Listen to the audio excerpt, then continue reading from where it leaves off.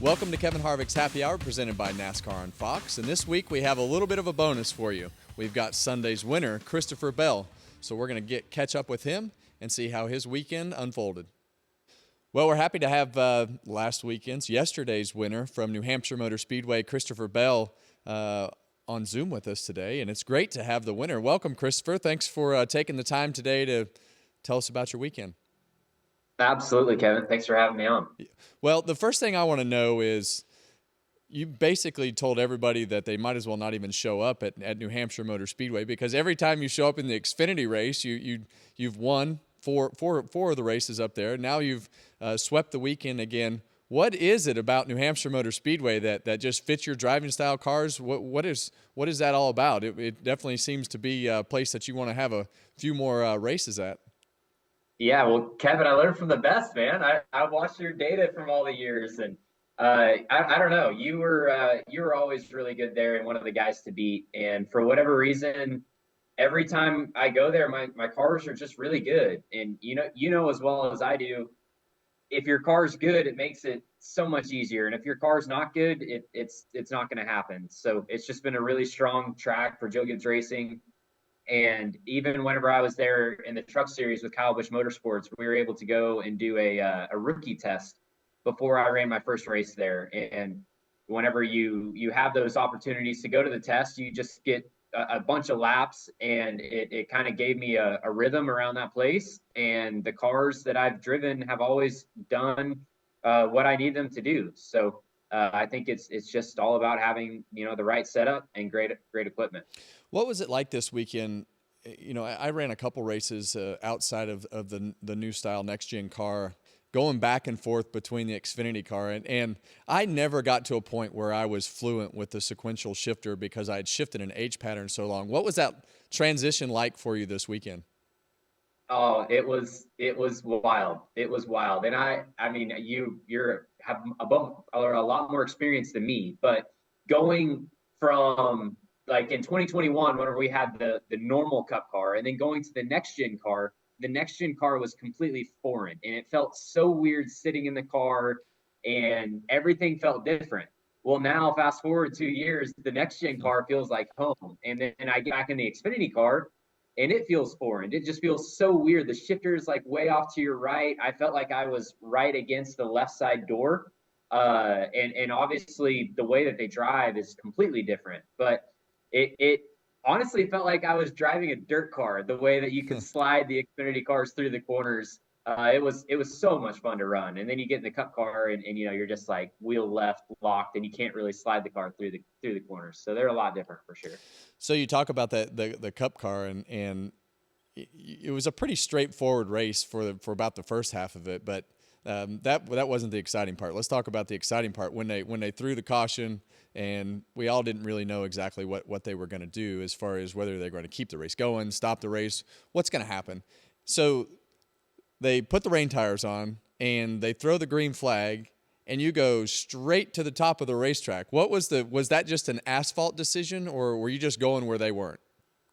Well, so I mean, none of us knew where to be on the track, right? And at Loudon, normally that new asphalt that they have is where all the grip is, aside from the PJ1. But whenever we went out there under yellow, that new asphalt was super, super slippery. And, you're out there, you're weaving back and forth. And I was just like sliding all over the place. And then I went down on the apron, and it felt like it had way more grip. And then I tried the fourth lane, which is, I think it's older asphalt maybe, and it felt like it had way more grip. So I was pretty committed to go to that lane. And then the entire field went left and kind of gave me that open road. So I'm like, all right, well, I Perfect. guess I got clean air up here too now.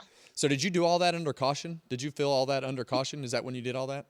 Yeah, just weaving back and forth, under yellow whenever we rolled out. Do you think that the new asphalt, the newer asphalt, do you think that was from all the rubber being on there, or you think it was just because that asphalt just less aggregate, just smoother? Yeah, I mean, obviously, whenever it rains, you normally want to stay out of the rubber.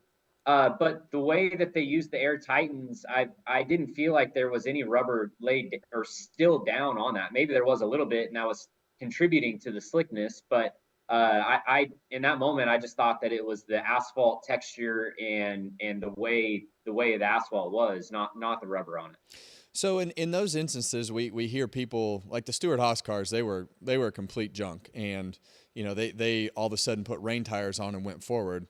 Denny Hamlin, he was great in the dry, went backwards. Your cars seem to be pretty good either way. You think that's just from a balance on the car, or do you guys have a system of what you think you need to change in the wet now as to what you like? Well, definitely we learned a lot from the Richmond race earlier in the year whenever we ran on the rain tires. And from that experience, we were able to kind of put notes together. I say we, it's them, it's Adam, it's my team. You still They got were to able to drive put, it. yeah, yeah, and I'm telling them what I feel. That's right. But yeah, after what we did at Richmond, we learned kind of how the balance was going to change from the slick tires to the rain tires.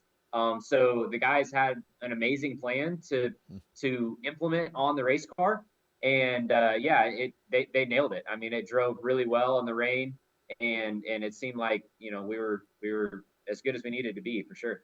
We saw a lot of guys having just trouble trying to figure out where they needed to be on the racetrack. We saw several guys hit the paint wrong getting into turn 1, turn 3, kind of go up the racetrack. A few of them wrecked. Did you have any moments throughout the day where you're like, oh God, that was close, don't do that again? I did for sure. So whenever we're out there under yellow, this is before we went green. You're trying to get a feel of the grip level. Well, let me tell you, the front stretch paint section on the start finish line was super super slippery, Hmm. and on the start, like at the original start, I was super mindful of like rolling out of the throttle once we got across that paint because I didn't know if you're going to start fishtailing or what. But that was very slippery, and then obviously getting into the corners I did really well running the apron whenever the track was full wet. But there was one time getting into one where I didn't get low enough, and my right sides got on the painted line, and it took off on me, and I just immediately had to just let the car straighten up. And then I just aborted on that new asphalt, and I went from the apron all the way to lane 4, and before I even tried to catch the car because I felt like it was going to get myself in trouble. So Definitely look like a um, handful. What's your process? We heard a lot about kind of dirt racing on, I guess, with you and Larson on the broadcast this weekend. But what is that process like for a driver as you go through going to the apron, filling the line, going through the middle lane of different asphalt, going to the top? What's your process of elimination? And I think as it dries in this rain style racing, you have to be willing to move around again. So what's your mindset as you go through this process? Are you always looking? Are you looking for dry spots on the track, or what are you visually looking for or feeling? Yeah, I mean it's we're learning and it's all very very new to us. But it started out whenever we rolled off pit road, right? And my number one thought process is just trying to figure out where the grip is at. And I started weaving back and forth and trying to. I figured out that it was either going to be the apron or lane 4 outside of the new pavement. And then that's what I committed to whenever they dropped the green flag. Well, now as soon as the cars start running and there's no rain falling, it dries up very quickly, and then all of a sudden you're trying to figure out where the dry line is because that's going to have the most grip. But on the flip side, it's also going to hurt the tires the most. Hmm. So I think the most important thing is just to have a good balance on your car because you have to run the dry line because that's where all the speed is. And if your car's not balanced, you're going to be killing your tires. So that goes back to the team aspect of they did a great job on the adjustments where my car was balanced well and the tires held on, as good as any of them were going to. So yeah, I mean, I ran the apron and it started drying out and just gaining more and more grip. So as a driver, I'm in my opinion, we've been through this enough times now. It seems to me like NASCAR needs to kind of let loose a little bit to just let the strategy start to play out. I know we need to protect the guys on pit road if we have a caution, and we got to figure out how to get pit road drier. Where do you sit on all this? Do you want to see it play out and just when the caution came out for the rain, should we just said, okay, it's raining, boys, you got to come to pit road, or you don't have to come to pit road. Here's the caution, make a decision and move on. Where do you sit on all that? Yeah, I'm okay with basically running the races as normal if we're staying on the same tires. So if we're gonna stay on rain tires, I would be okay having live pit stops. And but it's that transition either from slicks to rain tires or from rain tires to slicks that I think could get yourself in trouble or somebody in trouble. So in the situation that we had this weekend, I think if NASCAR would have opened up the pits and said, "Hey, if you want to put tires on, put tires on. If you don't want to put tires on, stay out," and mandated the rain tires, I think that would have been fine. But anytime that you're going from one tire to the other, I think is the danger zone for pit road. And certainly, anytime you have slicks on with damp surfaces, it's just going to take off on you. So yeah, if you're going to stay on wets, I think we could have live pit stops all day. Yeah, it was very intriguing to watch, and I'm glad we're in this position. I was anti rain tires for until we got to North Wilkesboro, and I drove the thing, and I was like, oh man, this really isn't that bad, and so I think as everybody gets more comfortable, it'll just get more intriguing.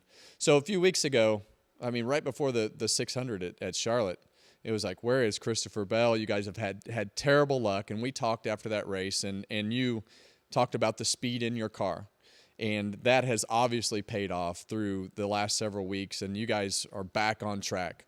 Do you feel good about where you are to compete for the championship? And this next gen car is kind of, you get hot, you get cold, you get hot, you get cold. Where are you at as far as your team? Yeah, I mean, I feel great about where we're at right now. And obviously the short track package has been really, really good for us. It seems like every time we go to the flat short tracks, we're doing good. And then my team has found something with the setup or the balance that really suits my style. So that aspect is good. I can't sit here and tell you that I feel great about Nashville because that has not been our best track since the next gen cars come out. And then the intermediates, some of them have been good. Charlotte was good. Kansas wasn't very good. So, I think I feel as confident as anybody, but like you said, it goes in waves, and right now we're on a good wave, but we know that we're gonna have to stay working hard at it. Well, you guys look great, and I guess the only concern I have about you is I believe that you're the worst secret keeper in the world, because your face turns bright freaking red, my friend. And when you say something wrong, your wife has got it made, because she knows when you're BSing her, your face is going to turn bright red. That was definitely one of the more classic moments. It was like, oh, I'm in trouble. And Kevin, I had no idea what to do. I literally was. I didn't know if I should just leave, like literally just drop the mic and leave, or I had no idea what to do or say. That was a big oops. Well, either way, you made it good, bud. You went out and won the race and did what you were supposed to do. Good luck to you. We appreciate you taking the time today, and have a great day. Thank you, Kevin. We'll talk to you later.